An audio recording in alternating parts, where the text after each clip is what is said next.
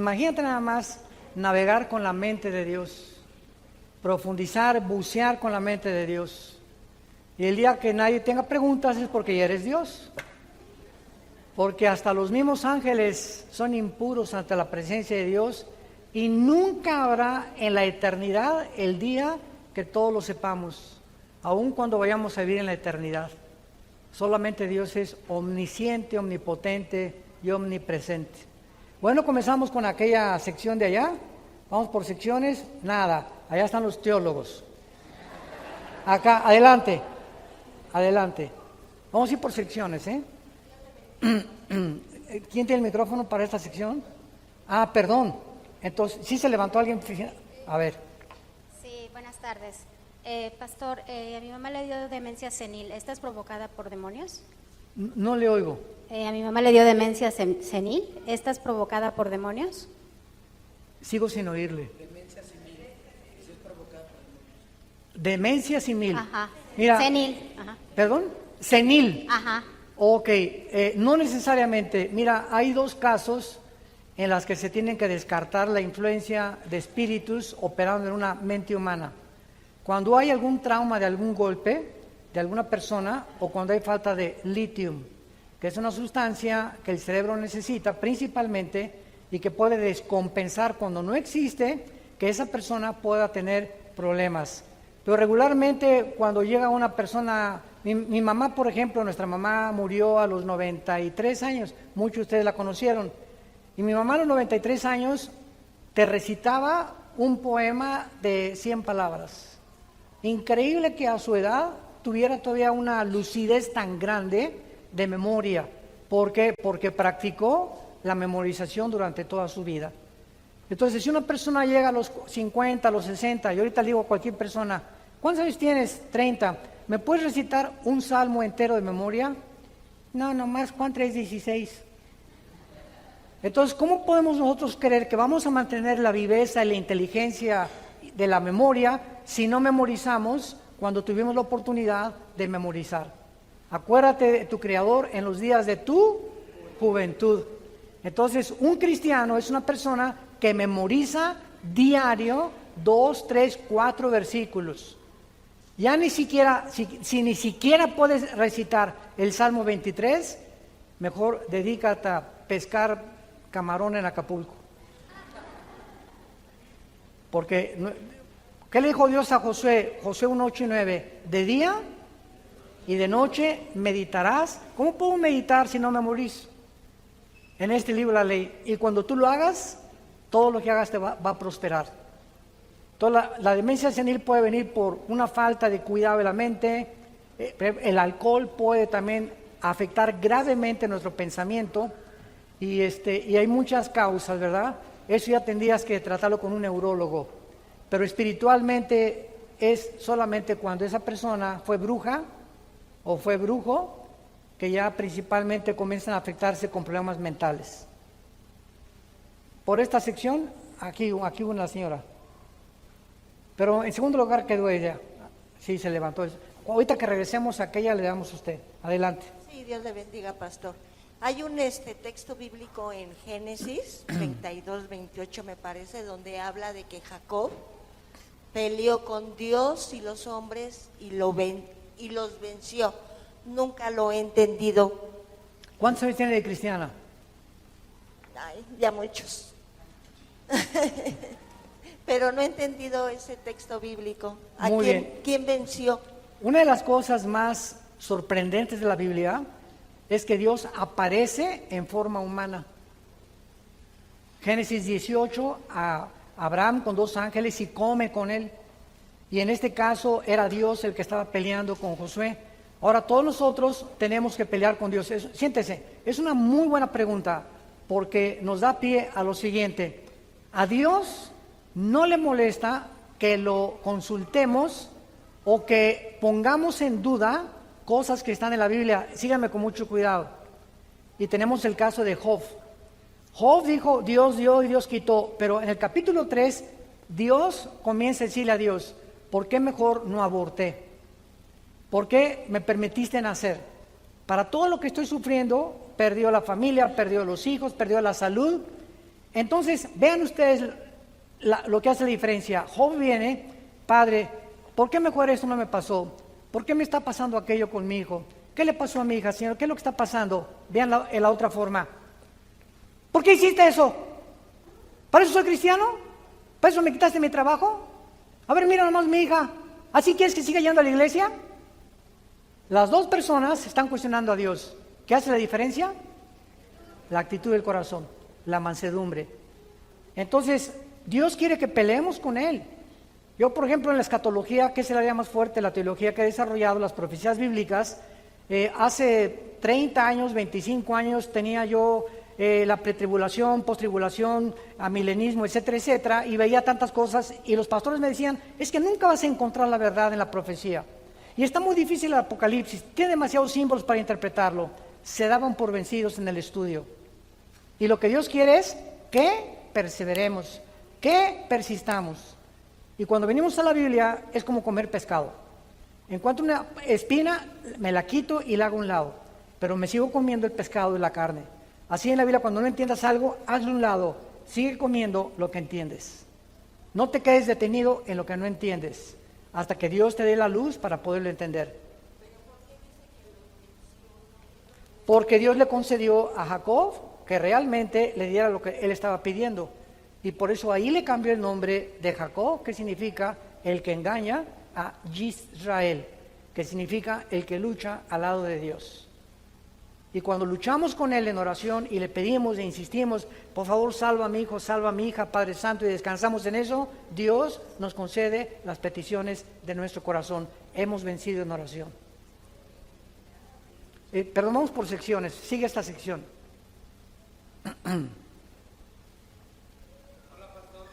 Hola. Hola, buenas tardes. Buenas tardes. En este mundo de engaños, a veces, aunque llevamos mucho tiempo de cristianos, pues no sabemos, usted lo ha mencionado muchas veces, los tipos de versiones de Biblia, ¿no?, que debemos de leer. Pero mi pregunta es, muchas personas seguimos a lo mejor alguna versión, como la nueva versión internacional, por ejemplo, que no sabemos si realmente la debemos de dejar o seguir ya la Reina Valera, ¿no? Muy bien. La Biblia está inspirada por Dios en sus originales, en el hebreo y en el griego. Ahora, muy bien, cuando la Biblia se tradujo del hebreo a otros lenguajes y del griego a otros lenguajes, recordemos algo. Una vez me preguntaron a mí que cuántos idiomas hablaba yo, y les dije que 5, nicaragüense, costarricense, argentino y paraguayo. Porque aquí en Latinoamérica, tenemos aquí hermanos de Venezuela ahorita que nos visitan.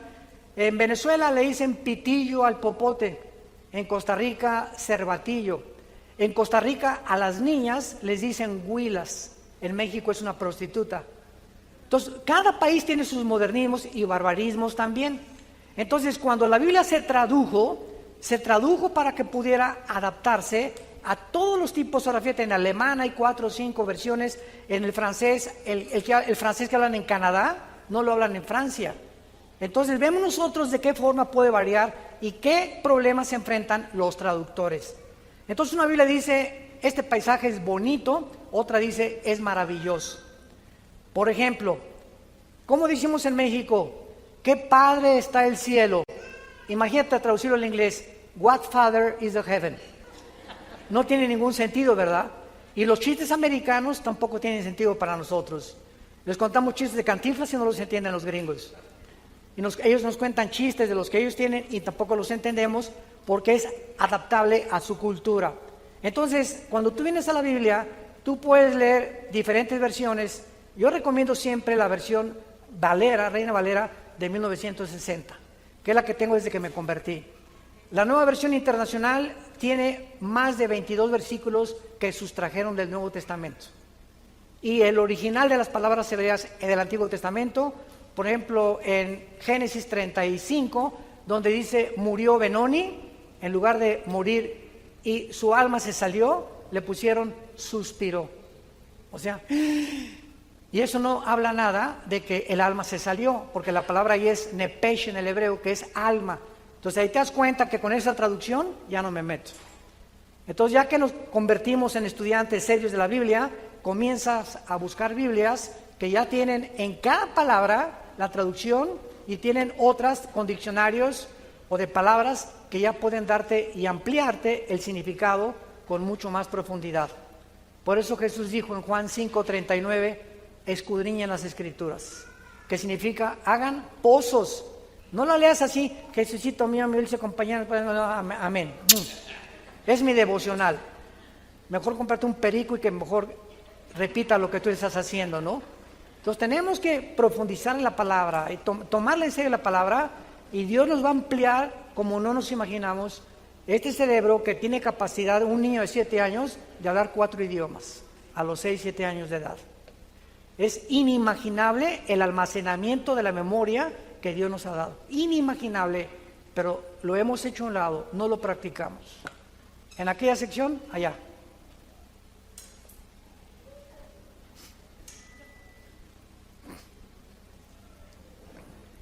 Buenas tardes, pastor. Dios le bendiga. Mi pregunta es, el próximo evento que sigue de la Biblia es el rapto. Y mi pregunta es, ¿por qué nosotros no vamos a pasar por la tribulación y los santos del Antiguo Testamento, que fueron torturados, quemados? Esa es la pregunta. ¿Nosotros por qué no pasaríamos por tribulación? Bueno, en primer lugar no fueron los santos del Antiguo Testamento, fueron los cristianos de los primeros 3 siglos, no los santos del Antiguo Testamento. Número 2, no vamos a pasar la tribulación. ¿Usted conoce la profecía de las 70 semanas de Daniel? Por eso no sabe. La semana 70 de Daniel es Daniel 9, 24 al 27, donde se explica que cuando Daniel le preguntó a Dios cuánto tiempo le quedaba a Israel para que Dios siguiera tratando con ellos. Una vez que regresaron de la cautividad babilónica, Dios le dio, que se llama la profecía de las 70 semanas. Los judíos tienen semanas de días, de meses y de años. Entonces fueron 70 años multiplicados por 7, que nos da 490 años. Y entonces ahí en Daniel 9, 24 al 27 dice lo siguiente, mira Daniel, cuando se dé la orden de reconstruir Jerusalén y las murallas hasta la cruz del Mesías, que será cortado, habrá 483 años. Este cálculo matemático que existe en la Biblia, en esta porción y en este pasaje, nos muestra que la primera venida de Cristo estaba cronológicamente determinada por Dios y se cumplió cuando Cristo entró en el burrito a Jerusalén el domingo de Ramos. Ahí se estaban cumpliendo 483 años y falta otra semana de 7 años para que sean los 490. Entonces los judíos rechazan a Jesús y Dios cancela y le pone un alto a Israel, y nosotros somos introducidos en estos 2000 años como la época de la gracia o la época de la iglesia. Pero Dios no ha acabado con Israel, porque hay una teología que se llama la teología del reemplazo, que enseñan que ya la iglesia reemplazó a Israel. Bueno, lean Romanos 9, 10 y 11 para que se den cuenta que Dios no ha abandonado a Israel. Entonces la iglesia tiene que salir del mundo para que esos 7 años Dios trate con Israel y cumpla la semana 70 de Daniel, que no es para la iglesia. O sea, a Israel le faltan 7 años para que Dios acabe su trato con ellos, que los tiene que cumplir. Y por eso encontramos 144,000 judíos. Ya la iglesia no va a estar, los judíos se van a encargar de la evangelización del mundo. Y después los otros 2 testigos, que tal vez sean Moisés y Elías, otros 2 judíos que acabarán dando el testimonio del evangelio eterno de Dios. Por eso. Fabricio, adelante. Sí. Una pregunta, lo de la gran ramera y... Párate, Fabricio, párate. Lo de la gran ramera y la bestia, ¿cómo es la cuestión de lo del Vaticano, que es la gran ramera y la bestia? Muy buena pregunta, Fabricio. Muy bien. Es impresionante cómo a través de toda la historia el Estado ha necesitado a la religión para gobernar. Por ejemplo, Europa, 18 siglos Europa fue gobernada por el Vaticano. Los reyes no se podían casar, no podían comprar, no podían hacer nada sin la autorización de Roma. Hasta que Inglaterra se rebela en 1625 y huyen a Estados Unidos, llegan a Rhode Island, el estado de Virginia, y los Pilgrims o los peregrinos fundan Estados Unidos de Norteamérica con la Biblia. Pero de México hasta la Patagonia no nos llegó la Biblia, llegó Fray Bartolomé de las Casas, con el Vaticano y con la religión romana, que se mezcló con la brujería de los indígenas y de los aztecas, y hubo un sincretismo entre las dos. Esto se ha visto a través de toda la historia, Fabricio, y Apocalipsis 17 termina así: una ramera que representa a la iglesia, o la falsedad, o la mujer que no es la virgen que Dios tiene, que somos la iglesia verdadera.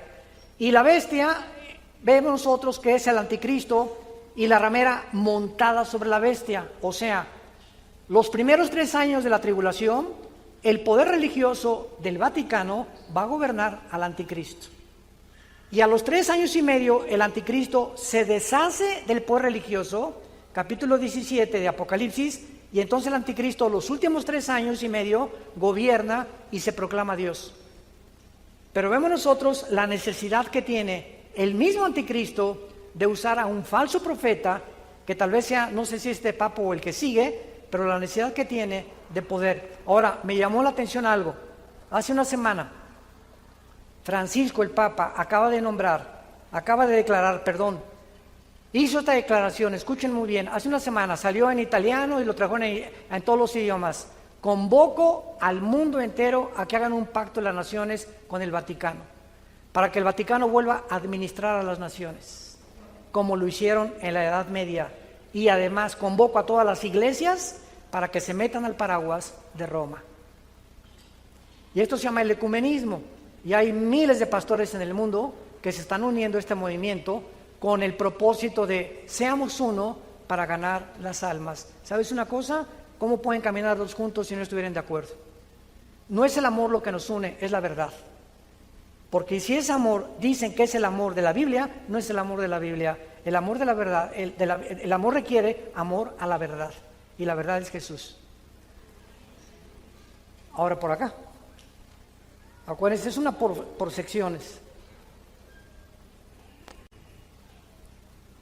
Bueno, la pregunta es, quisiera saber por qué estaba desordenada todas las cosas antes de la creación, o sea, en el tiempo de pre-Adán, digámoslo así, por el estilo. Y en el caso de eso, se me viene a la mente de que era cuando estaba la guerra entre Satanás contra Dios, y se hizo ese desastre, o qué Muy pasó. bien. Versículo 1. Bereshit Elohim ha-mayin ha-eretz. Son 7 palabras en el hebreo. Y estas 7 palabras en el hebreo menciona la palabra tierra, que es eretz, con Z al final, eretz.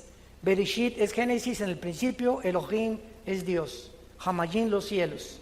Entonces, en estas 7 palabras, Dios está diciendo que la tierra estaba seca. En el principio, antes de que Dios creara nada. Entramos al versículo 2 y encontramos un panorama completamente caótico, desordenado. Y encontramos la palabra tinieblas cubriendo la tierra sumergida completamente en agua, encontramos la palabra abismo y encontramos la palabra soledad o desolación. Tohu, bohu en el hebreo. Entonces, ¿qué pasó entre el versículo 1 y el versículo 2? Entre el versículo 1 y el versículo 2 hubo millones de años que están relatando Ezequiel 28, si lo quieren apuntar, Isaías 14, del 12 al 14, Ezequiel capítulo 33, Isaías capítulo 31 y capítulo 10 de Isaías. ¿Qué está relatando la Biblia? La rebelión satánica. Antes de que fuera creado el hombre, Dios creó a los ángeles, se rebelaron, y esta tierra donde tú y yo estamos aquí fueron habitadas por los ángeles caídos. Este es el tema de mi nuevo libro que ya se acabó, vamos a mandar más, la invasión de los ángeles caídos. Tomaron posesión de la tierra, Dios puso una pareja para restaurar el orden de la tierra, La pareja falló con Dios y Satanás regresó ya no como el rey. Juan 12:31, como el príncipe de este mundo. Y 1 Juan 5:19, Él es el que tiene el control del mundo entero. Todos los países y naciones del mundo están bajo principados satánicos. Y nuestra lucha no es entre nosotros, ni contra comunistas, ni contra tu suegra. Nuestra lucha es contra potestades, gobernadores, huestes espirituales de maldad. Nunca veamos a ningún ser humano como el origen del enemigo, sino los que están detrás de nuestros enemigos. Atrás, allá arriba se me olvidó, hombre, los huerfanitos allá arriba, hombre. Perdón. Pastor, buenas tardes, Dios lo bendiga. Sí. Le quiero hacer una pregunta. Un líder religioso, un pastor en lo particular, ¿qué tanto puede ser benéfico que aspire a algún cargo político? Un ejemplo, los derechos humanos, alguna candidatura por alguna cuestión de gobernatura o algo así. Gracias. Hay dos razones. No fue llamado para ser pastor nunca. Un hombre que cambie el pastorado por un puesto político, por lo que sea, es que no tuvo llamado de ser pastor. Y si lo tuvo, está prostituyendo su llamado.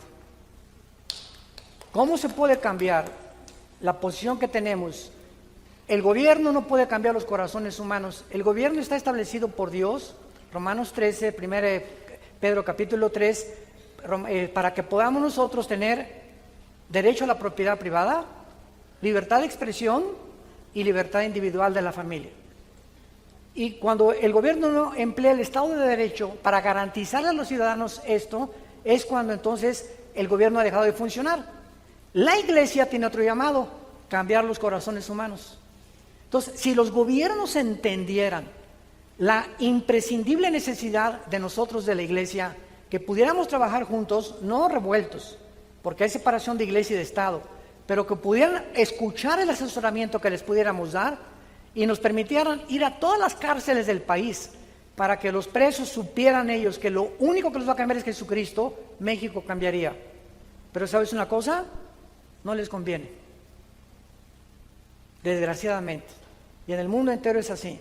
A los gobiernos no les conviene ni que el pueblo esté educado, ni que el pueblo tampoco no se alabe al gobierno y no a su familia. El que tenga oídos que oiga. Buenas tardes, pastor. Quisiera hacerle la pregunta, ¿por qué los Estados Unidos no están mencionados en la Biblia? Ni México, ni San Miguel de Allende, ni... Pero como potencia económica me refiero, eso es más que todo no haciendo el tema religioso, sino haciéndolo económico. Esa es mi pregunta. La Biblia se enfoca, lo que te dice fue una broma nada más, ¿no? Y muy buena pregunta. Dios no menciona cientos de naciones, ya casi somos 200 naciones en el mundo, de acuerdo a las Naciones Unidas, porque el enfoque de la Biblia es el Medio Oriente. Medio Oriente y Europa. Cuando Cristo regrese, que ya nosotros vamos a regresar con Él, van a estar solamente sobreviviendo parte de Europa y del Medio Oriente. No se menciona el continente americano ni el continente africano y contadas naciones del continente asiático. Ahora, aunque Estados Unidos ha tenido la supremacía política, económica y religiosa desde 1945, en la Segunda Guerra Mundial, no aparece en la Biblia, repito, porque no es el centro donde Dios colocó sus profecías de los últimos tiempos, que es Israel, y las naciones alrededor de Israel. Para que nuestra atención no estuviera enfocada aquí en Estados Unidos, sino en el Medio Oriente, en Israel. Y Estados Unidos está por caer ya en días, meses, pero no más de años. Llegó a su fin Estados Unidos ya. La democracia norteamericana llegó a su fin. Dios nos ampare. Virgen de los Remedios. Sí, allá. Arriba. Hay otra. Pastor, buenas tardes. En el tercer punto que habla de la disciplina de muerte, cuando muere Ananías y Zafira, ¿ellos mueren siendo cristianos? Sí, porque a uno no cristiano, Dios no lo disciplinaría por no ofrendar. ¿verdad? Eso nos habla que eran cristianos. Muy buena pregunta. ¿Dónde andamos? ¿Allá? ¿Sí? Adelante. Buenas tardes. Sí, buenas tardes. Pastor, me genera la duda por un comentario que hizo al inicio. Quisiera saber por qué en Filipenses 2:12 dice que cuidemos o nos ocupemos de vuestra salvación con temor y temblor. También en Apocalipsis dice que no, que si se borra nuestro nombre del libro de la vida. Muy bien, esos dos versículos y 3 más son los únicos que tienen para poder defender que se pierde la salvación, contra 185 que nos declaran que la salvación no se puede perder. Vamos por orden. En Filipenses 2, donde se habla que guardemos la salvación con temor y temblor, acabamos de hablar del temor de Dios. Si un cristiano, la salvación es como un jardín, ya Dios me da el jardín, ¿cuál es mi responsabilidad? Regarlo, sembrarlo y cuidarlo de la mala hierba. Pero si mi jardín no lo cuido, ¿qué va a pasar? Va a venir el dueño y me lo va a quitar. ¿Por qué? Porque tengo la responsabilidad de cuidar algo que se me encomendó. Entonces la salvación es algo que le pertenece a Dios porque Él nos la regaló, es por gracia. Mi responsabilidad es cuidarla, tener mi devocional con el Señor, estar analizando mi vida, hacer buenas obras, etcétera, etcétera, con el temor de Dios, sabiendo que Él me está viendo, lo que acabamos de mencionar. Por eso, pero no significa que si no la cuidamos con temor y temblor, la vamos a perder. Si no la cuidamos, nos lleva a casa, lo acabamos de ver. Y vean ustedes en Apocalipsis 3, los que traen su Biblia, que son los versículos más fuertes que usan, que dice lo contrario de perder la salvación. Apocalipsis 3, versículo 5. El que venciere será vestido de vestiduras blancas, y no borraré su nombre del libro de la vida, y confesaré su nombre delante de mi Padre y delante de sus ángeles. Entonces hay cristianos que por no tener un panorama más amplio del conocimiento de la Biblia, sacan este versículo de su contexto y lo usan para usarlo para que defenderse como argumento o esgrimiéndolo que la salvación se pierde. Leámoslo otra vez. ¿Quiénes son los que van a ser borrados del libro de la vida? ¿Qué dice? El que venciere será vestido de vestiduras blancas y no borraré. ¿Quiénes no van a ser borrados? ¿Perdón? ¿Quiénes? A ver, que conteste ella. No, los vencedores son los que no van a ser borrados, los que venzan, ¿correcto? ¿Quiénes son los vencedores? Retrocede 2 páginas a 1 Juan capítulo 5.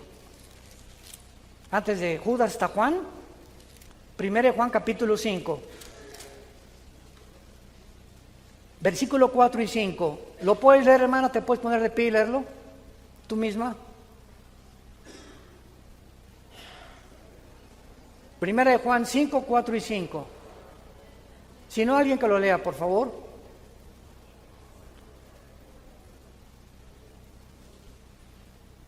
Porque todo el que es nacido de Dios vence al mundo. Perdón, ¿quién? Todo el que es nacido de Dios. ¿Qué cosa? Todo. ¿Quiénes vencen Todo al lo mundo? que es nacido de Dios vence al mundo. ¿O que tú naciste de Dios? Sí. Entonces eres vencedora, no te van a borrar el libro de la vida. Pero sigue leyendo otro también, para remacharlo. Vence al mundo y está en la victoria, que ha vencido al mundo nuestra fe. ¿Quién es el que vence al mundo? Sino el que cree que Jesús es el Hijo de Dios. Ahí está. La Biblia misma declara quiénes son los que no vamos a ser borrados. Los que hemos nacido de nuevo. ¿Te das cuenta que dice lo contrario? ¿Se educaron? Por acá, por este lado, sí. Adelante. Y así es la Biblia, ¿verdad? Hola, buenas tardes. Mi pregunta es si los muertos tienen conciencia de lo que está pasando en la actualidad. ¿Los muertos? Ajá. Mira, en Apocalipsis capítulo 6, en el 4 sello, si lo quieres leer, dice la Biblia que Juan vio en el cielo, Apocalipsis 6 del 9 en adelante, perdón, el 5º sello, a las almas de los que habían muerto, y dice Juan que en el cielo estaban conscientes y que además estaban platicando con Dios, cuestionando a Dios preguntándole a Dios y no tenían el 100% de su descanso. En otras palabras, el momento que morimos no hay tal cosa como que la muerte es dormir. Se usa la palabra dormir porque es un estado que ya no es consciente, es inconsciente en el lado espiritual. Cuando yo me acuesto en la noche, me duermo y mi consciente se bloquea y entra mi mente al inconsciente a soñar a otra dimensión que no está consciente. Llega alguien y me echa agua fría, abro los ojos y regreso al consciente, ¿verdad? Tenemos diferentes formas o niveles en la que podemos ejercer el cerebro. Todos los muertos, haz de cuenta que se mueren y te echan agua fría y despiertas en el cielo. Regresas y eres consciente, pero ya no estás en la tierra, que estás en el cielo, en la presencia de Dios. Y allá seguimos preguntándole a Dios. Entonces parece que estos muertos que están allá tienen conocimiento de lo que está pasando en la tierra por la pregunta que le hacen a Dios. ¿Hasta cuándo, Señor? Apocalipsis 6:10. Santo y verdadero, no juzga nuestra sangre en los que moran en la tierra. En el cielo están diciendo a Dios, Señor, ¿cuándo se van a acabar las guerras? ¿Cuándo van a dejar de violar? ¿Cuándo van a dejar de robar? ¿Cuándo van a dejar de matar? ¿Cuándo va a seguir esta situación en el mundo? Y Dios les dice, espérense hasta que se complete el número de los mártires, se acabará todas estas cosas y yo baje y juzgue el mundo, que es la época que estamos viviendo. Que a Jesús no tarde en venir por nosotros. Amén. Adelante. Buenas tardes, pastor. Mi pregunta es sobre lo siguiente. Hay una teología muy profunda que es llamada la predestinación, donde menciona en esta teología y con muchos versículos que la respaldan. Hablamos de Romanos, de Efesios, del mismo Pedro, Primera de Pedro, donde habla que Dios es el que escoge a los que se salvan y que Dios es el que escoge a los que se pierden. Yo estoy de acuerdo que la salvación no es por obras, para que nadie se gloríe, sino viene directamente por la obra que Jesucristo hizo en la cruz del Calvario. Pero también cuando nosotros aquí, con respecto a la teología esta de la predestinación, yo creo que la salvación es si tú aceptas al Señor Jesucristo como Señor y Salvador, pero ahí ya estás violando la regla de la predestinación. Entonces mi pregunta es, ¿qué es lo correcto? Muy bien, hay dos ramas en la teología cristiana, que es el calvinismo y el arminianismo, de Jacobo Arminio y de Calvino. Mucha gente me ha preguntado que si yo soy calvinista y arminiano, y les contesto, soy cristiano, porque no sigo ni a Calvino ni sigo a Arminio tampoco, sigo la Biblia. Entonces, cuando alguien abraza la enseñanza de un solo hombre, el problema está en que está abrazando la enseñanza de un hombre finito e imperfecto. Entonces, Calvino fue un excelente, una mente brillante, las más grandes que ha tenido la iglesia cristiana, pero no era Jesús, no era perfecto. Y Jacobo Arminio lo mismo. Moralmente Arminio vivió una vida más moral que la de Calvino todavía. Entonces, Calvino no postula, se llama hipercalvinismo, cuando alguien se atreve a decir que ya fuimos seleccionados, unos para el cielo y otros para la tierra. Cuando una persona se atreve a decir eso, en ese momento estamos diciendo que somos simplemente títeres. Somos marionetas de Dios, que ya no hay nada que hagamos porque ya está completamente destinado. Pero si lees Romanos 8, 28 y 29, que es el que me acabas de leer, fíjate lo que dice, a los que conoció, los predestinó. O sea, antes de la predestinación está la omnisciencia o el preconocimiento de Dios. Dios sabía, claro, Dios sabía que Adán y Eva iban a pecar. Dios sabía que Lucifer iba a pecar. Dios sabía que Judas, y estaba escrito, lo iba a entregar. Pero al mismo tiempo que Dios sabía lo que las criaturas iban a hacer, Él no podía violarle a las criaturas la característica más grande que nos ha dado, que es el libre albedrío. Imaginemos a Judas como un ejemplo el día del juicio. A ver, Judas, ven para acá. Judas, espérame, Señor, espérame tantito, permítanme, me voy a defender. Si yo no hubiera muerto, si yo no hubiera traicionado a Cristo, ninguno de ustedes sería salvo, Denle gracias a mí que traicioné a Jesús, porque además estaba escrito y Dios me escogió para eso. Yo no merezco irme al lago de fuego. Sí.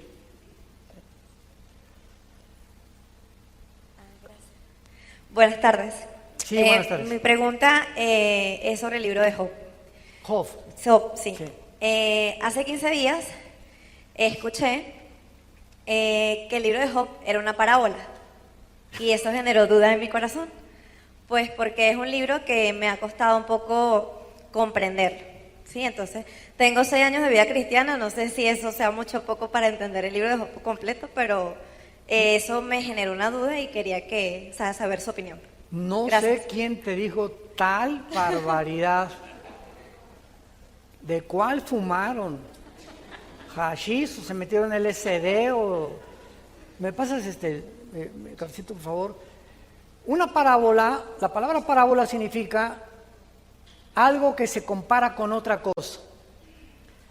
Y es como el que dice cuando Cristo usa la ilustración del infierno, que fue una parábola. Ahí está usando personajes como Abraham, que fueron reales, y Lázaro. Entonces, si Job fuera una parábola, ¿con qué lo está comparando? Cuando el mismo Satanás se presenta y no está comparando Dios a nadie. Además, el libro de Job contiene los registros científicos más grandes de la Biblia. En el libro de Job encontramos un versículo que dice que él le dio peso al aire antes que se descubriera el aparato para pesar el aire. La Biblia ahí en Job nos habla de las constelaciones del Orión, las constelaciones del Zodíaco, y nos habla de la acomodo que son 7 estrellas azules, las constelaciones del Orión, que no pueden estarse comparando. O sea, el que te dijo eso no es ni cristiano. Ha de estar leyendo la revista Duda. De veras, la imaginación es impresionante, ¿verdad? Por acá seguimos. A ver, aquí. Buenas tardes, pastor. Sí. Tengo una amiga que es misionera en Turquía. Ella, pues ¿En Turquía? En Turquía, sí, yo la quiero mucho a ella. Es muy mi amiga. Pero me cuestiono mucho con respecto a lo que ella me dice. Me dice también que no debo juzgar la obra del Espíritu de Dios, porque, por ejemplo, cuando hablamos acerca de cosas extrañas que vemos como el que una persona se sacuda sin control o se ría sin control o se tumbe sin control y todo esto, ella me dice que eso es una obra del Espíritu. Muy bien. Y la verdad es que como yo no lo veo en la Biblia, pues me queda la duda y también el hablar. Vamos a hacer breves las preguntas, etcétera. porque hay mucha gente para preguntar. Esa misionera, ¿verdad? Ore por ella. Seguramente proviene de alguna iglesia carismática, donde se pone énfasis en sentir a Dios. Y el sentir a Dios externamente es el peligro más grande en el que el cristiano se puede involucrar, porque Dios actúa de dentro hacia afuera y no de afuera hacia adentro. Entonces llegó un momento en los 90, a principios del siglo XXI, que se introdujo en las iglesias tantas barbaridades y tantas herejías, donde si una persona no sentía a Dios o no se podía temblar o no se caía al suelo, no era una evidencia que el Espíritu Santo estuviera en ella. ¿Dónde está, por el amor de Dios, eso en la Biblia? Si leemos 1 Corintios 14, dice que Dios no quiere nunca que divorciemos nuestro estado consciente de nuestra vida. Entonces, si una persona dice que comienza a sacudirse y ya no está consciente de lo que está haciendo, eso no es el Espíritu Santo, eso es un demonio. Entonces tenemos que aprender a discernir. Ore por esa hermana cristiana, porque está completamente equivocada, sinceramente equivocada. Porque hay mucha gente que es sincera, pero se puede estar sinceramente equivocado, ¿verdad? ¿Por dónde vamos? Adelante.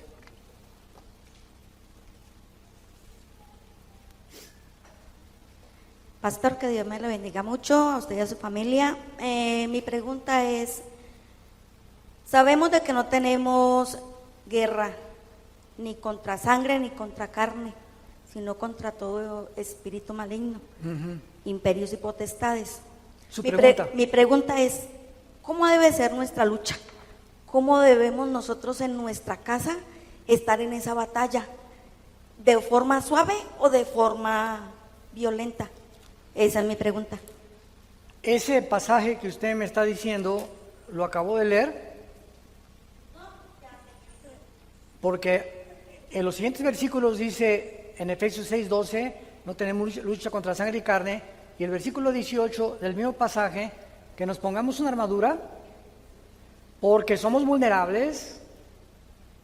Muchos cristianos creen que el diablo ya no nos puede tocar, no nos puede poseer, porque pertenecemos a Cristo, pero el diablo y los demonios pueden entrar en un cristiano, y pueden afectar sus ojos, sus cuerdas vocales, el corazón, los oídos, el cerebro, alterar nuestras neuronas, provocar, darnos más fuerza, afectar nuestros órganos sexuales. Tienen una injerencia dentro del ser humano impresionante los demonios. Y yo nunca le sacaría demonios a una persona que no fuera cristiana. ¿Para qué se los saco? Se le van a volver a meter 7 peor. Entonces fíjense lo que dice ahí, ¿no? Es la armadura, orando en todo tiempo, con toda oración y súplica en el Espíritu. La arma más grande que tenemos es la oración. Es la oración lo que hace que las cosas cambien. Lo que cambia a nuestros hijos, nuestra familia, nuestro trabajo, la iglesia, el gobierno. Yo les invito con todo mi corazón antes de irme hoy, oremos por México. México se encuentra en el vórtice de un precipicio como jamás lo habíamos visto en toda la historia desde la Revolución Mexicana. Oremos por el presidente, por el gabinete que tiene y porque haya paz en México. Porque está la cosa muy, muy seria. Por allá, sí. Buenas tardes. Sí, buenas tardes. Usted como predicador y llevador de la palabra de Dios, ¿tuvo algún motivo especial o particular para irse a vivir a Texas? El Señor me lo pidió. Un llamado del Señor. Dice Jeremías 10:23, apúntelo. El hombre no es señor de su camino, ni del hombre que camina ordenar sus pasos. Por Jehová son ordenados los pasos del hombre, y él dirige nuestro camino. Reconócele en todos tus caminos, y él enderezará tus veredas. Cuando servimos a Dios, ya no escogemos nosotros dónde vivir o por qué hacer, ni a la gente le decimos, me fui a vivir por tal a tal cosa. Mientras tengamos la paz de que Dios ha hecho lo que ha hecho, podemos nosotros seguir con la bendición de Dios. Y nos fuimos, mi esposa y yo, porque tenemos 42 años predicando la palabra. Y llegó un momento en el que si no nos hubiéramos ido, estaríamos en el psiquiátrico ahorita. No se imagina usted las presiones que tenemos como líderes espirituales. No se imagina usted los enemigos, las acechanzas, los ataques. No, nadie se imagina esto. Al matrimonio, a nuestros hijos, a nuestra vida, a nuestra salud. Por eso es importante que oren por los pastores, Hebreos capítulo 13. Entonces, esto fue una convocación de toda mi mesa directiva, que nos fuéramos lejos de México, para que yo desde lejos pudiera organizar todo, descansar, nuestros hijos, sacarlos, porque fuimos amenazados muy seriamente donde vivíamos y teníamos que salir del país. Y ahora vengo cada 15 días a México, me estoy 3 días, convoco y todo lo estamos vigilando, pero ya nuestros pastores de hace 25 años son los que han levantado la obra de Dios. Como ahorita somos la 3ª generación, yo, Alan, mi hijo y mis nietos. Esta iglesia está siendo levantada por la 2ª y la 3ª generación de nosotros. Gracias a que estamos allá, los hombres que dejamos se hicieron responsables de la obra de Dios. Y yo puedo seguir viajando por todo el mundo y escribiendo más libros. Gracias. Dios lo bendiga. Y ganando más almas, desde luego, claro que sí. Allá. Gracias, buenos días, buenas tardes, pastor. Mi pregunta es acerca de la creación. Dios creó todos los animales, los seres vivos, y les dio una instrucción que se multiplíquense y fructifíquense. Y al hombre le dio otra instrucción, que señoree a todo lo que él creó.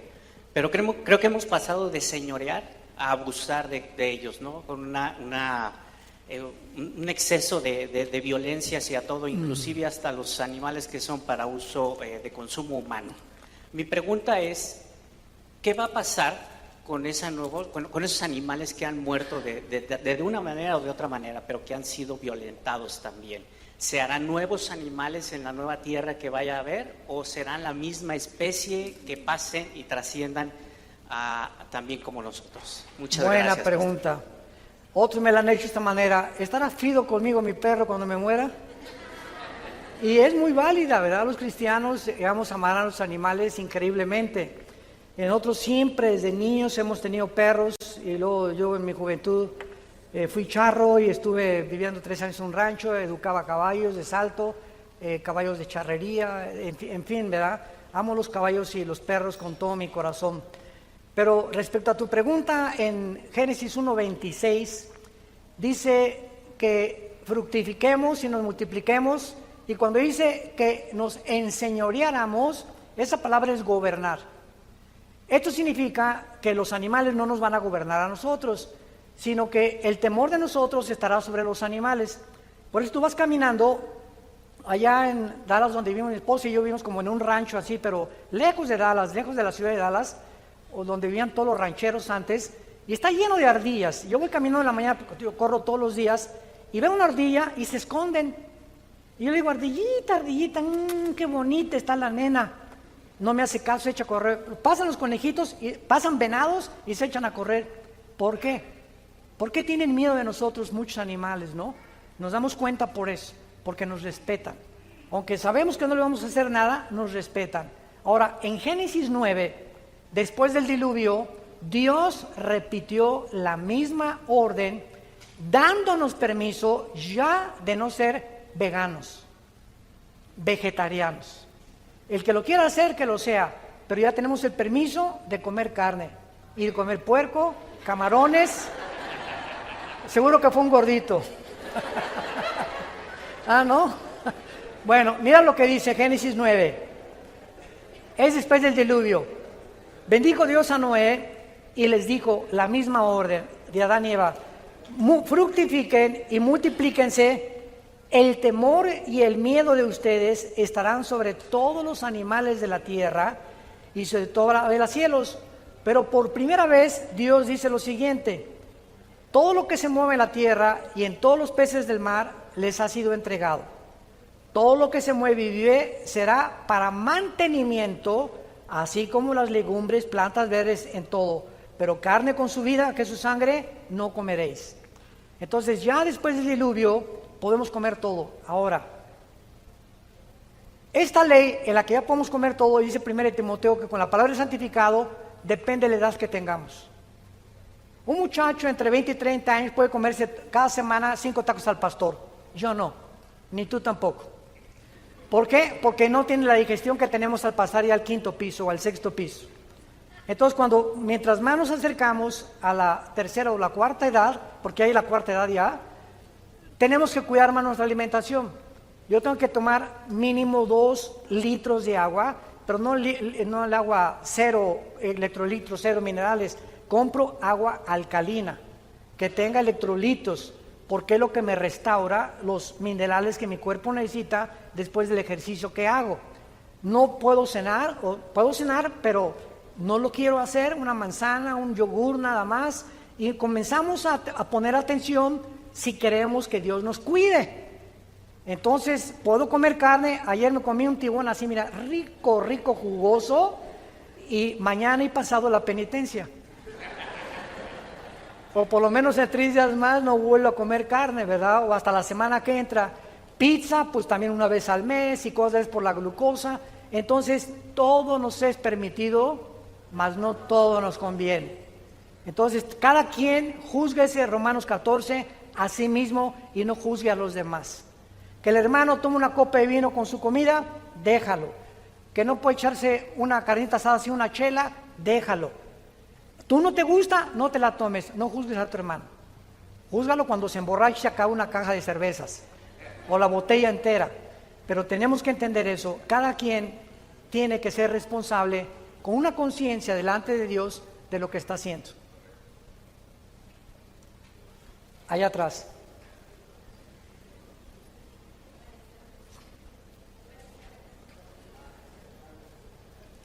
Ya llevamos 1 hora de preguntas, ¿eh?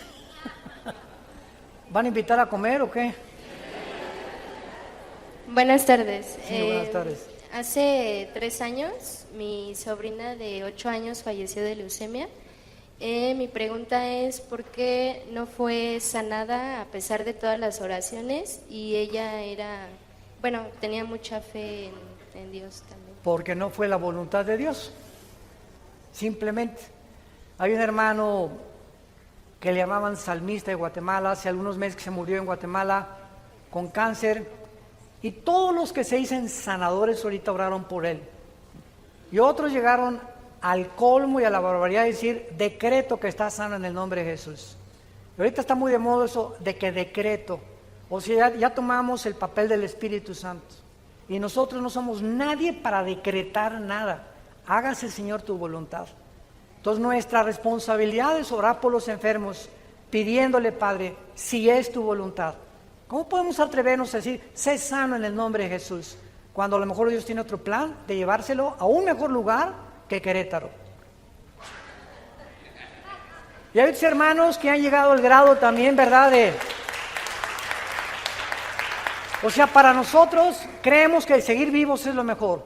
Y para nosotros el morir es ganancia.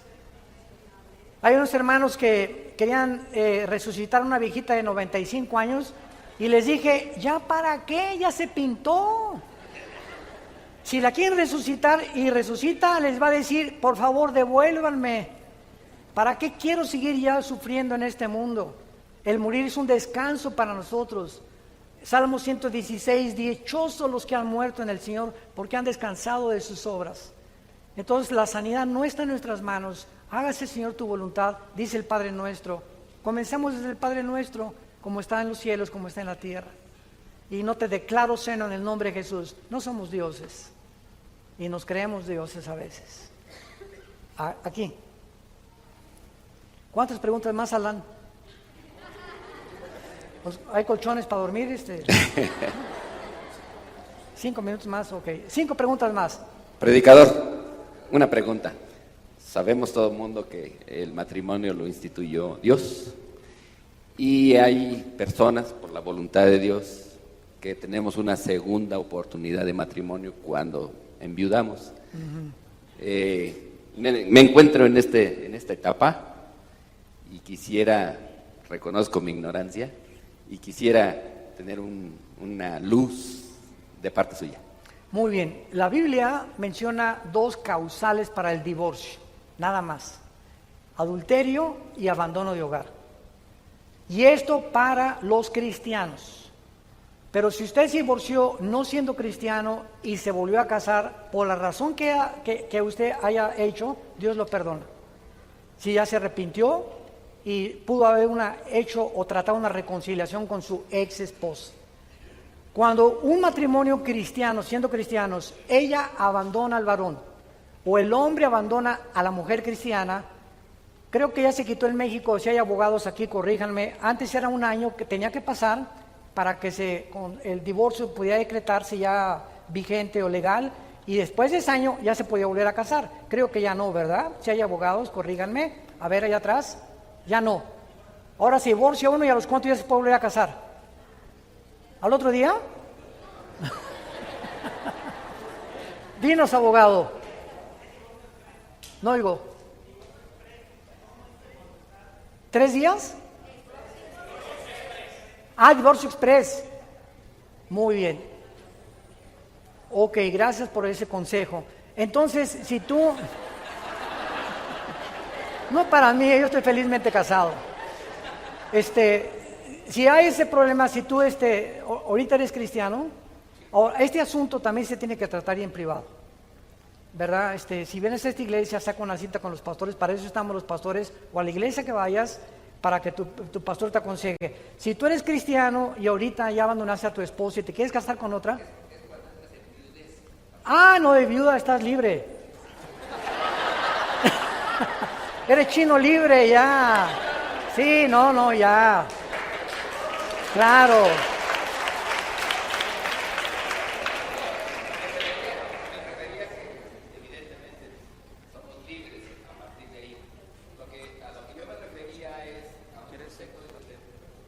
A lo que yo me refería es, bueno, tenemos infinidad de versículos que habla del matrimonio, de los hijos, de la educación, etcétera. Y en esta segunda etapa, cuando estas 2 personas viudas pretenden o se juntan o se casan inclusive. Que se casen.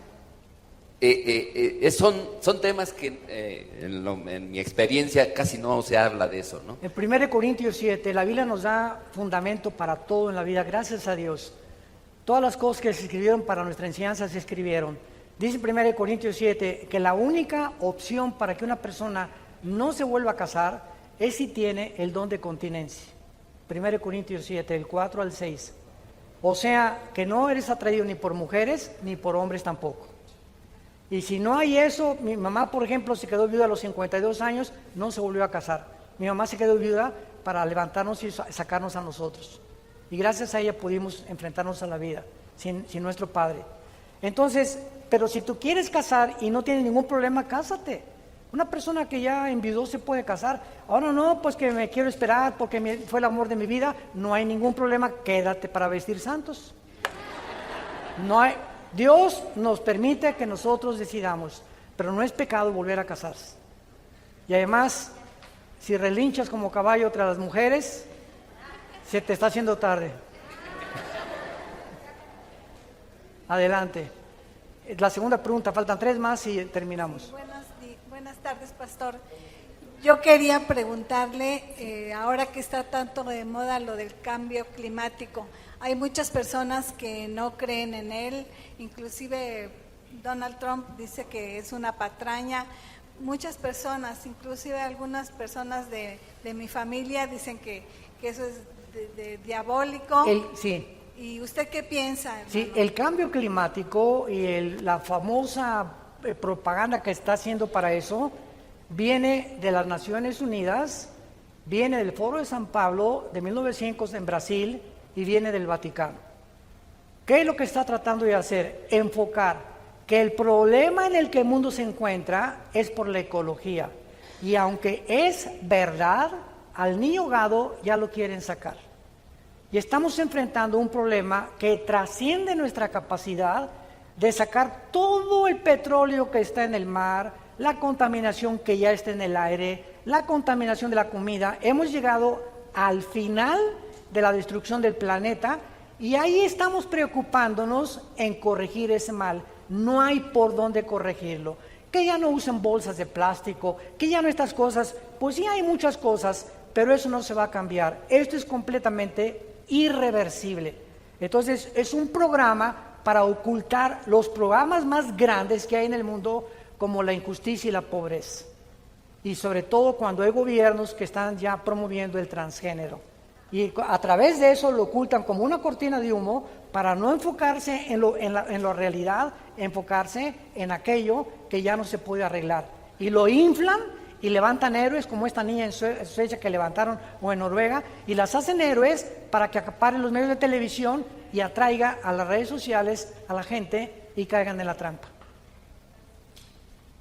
2 preguntas más. Allá atrás, el abogado. Abogado Express. Así te vamos a llamar ahora. Dios lo bendiga, pastor. ¿Qué tal? Buenas tardes. Buenas tardes. Según el libro de Ezequiel 18, versículo 4, dice así la palabra del Señor: He aquí que todas las almas son mías, como el alma del Padre, así el alma del Hijo es mía. El alma que pecare, esa morirá.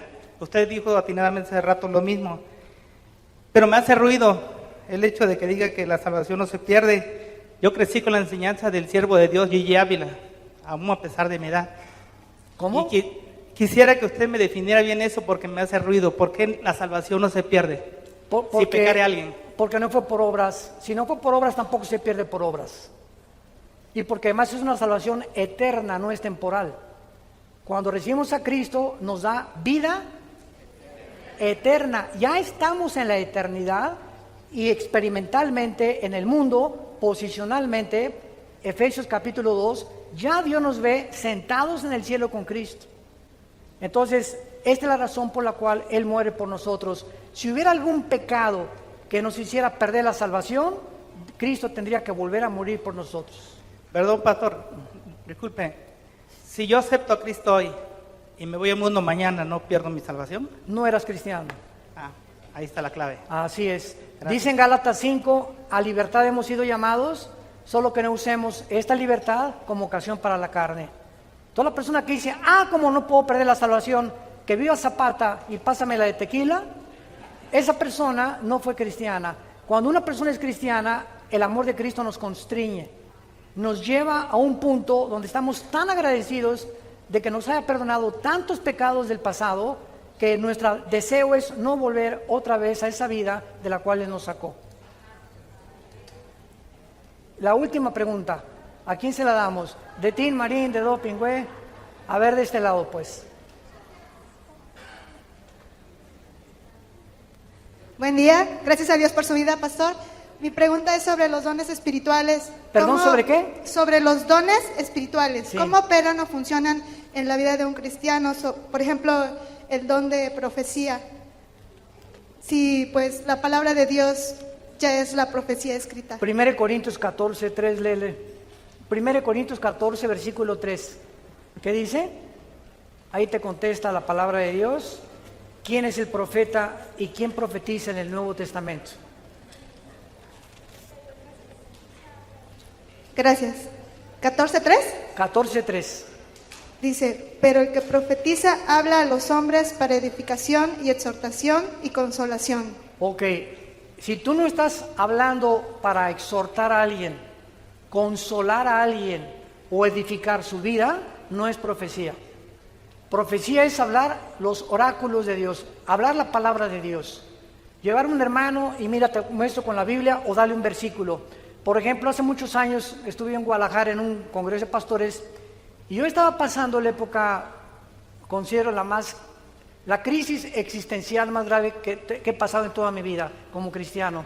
Fue un tiempo horrible, pero de mucha bendición porque Dios ahí me quebrantó, hasta me hizo polvo. Y estaba yo parado con los pastores y pasa este hermano americano y me pone las manos en el pecho y me dice, Armando, y me dice, no me profetizó, me dijo lo que yo estaba atravesando, que solamente Dios lo sabía. Entonces yo sabía que eso era de Dios. Está atravesando esto y esto y esto, y Dios está forjando en ti esto y esto y esto. Tienes que resistir, tienes que aguantar. Y cuando Él dejó de orar por mí y decirme eso, yo sabía que venía de Dios y que el hermano me estaba consolando a través del Espíritu Santo. Eso es palabra de conocimiento. Lo que Pedro le dijo a Anías, ¿por qué mentiste al Espíritu Santo? No le está profetizando, es palabra de conocimiento que Dios nos da para bendecir a una persona. Pero nadie llegó y me dijo, Armando, de tu iglesia estarán ríos de agua viva y serás el papucho de papuchos de México. Al diablo le encanta halagar nuestro ego, ¿eh? Él es experto en halagar nuestro ego y hacernos creer que realmente somos lo que no somos, porque si lo somos, somos gracias a su gracia. Muchas gracias. Que Dios los bendiga y oren por nosotros cuando puedan. Gracias.